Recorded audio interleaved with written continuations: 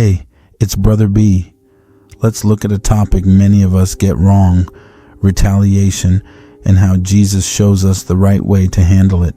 It's incredibly easy and almost instinctual to want to fight fire with fire when someone hurts us, whether through harsh words, disrespect, or actions that feel like an attack.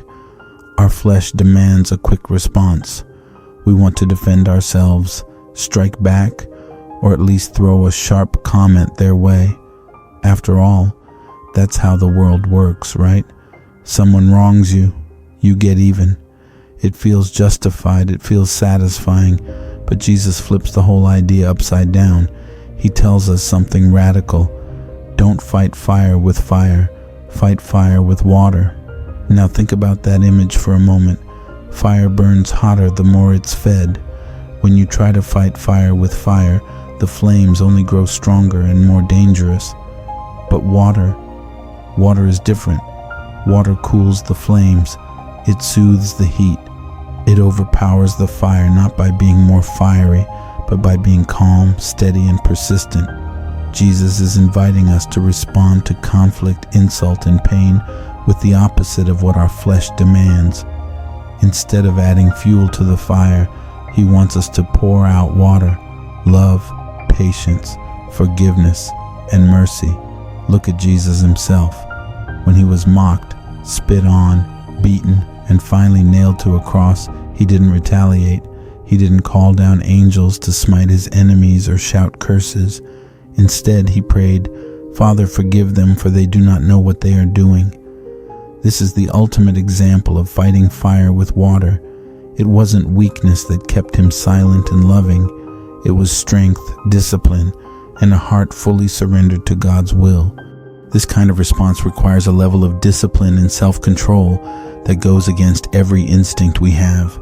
It's so much easier to give a sharp retort or hold a grudge, but God calls us to a higher standard. When someone cuts us off in traffic, gossips about us, or treats us unfairly at work, our first response can be anger or bitterness. But Jesus calls us to pause, breathe, and respond with grace. Instead of holding on to resentment, we can choose forgiveness. Instead of retaliation, we can choose peace. Fighting fire with water doesn't mean allowing others to walk all over us or become doormats. It means refusing to let anger control our hearts. It means being strong enough to let go of the need for revenge and instead trust God to handle justice. This discipline transforms us. It frees us from bitterness and helps heal relationships.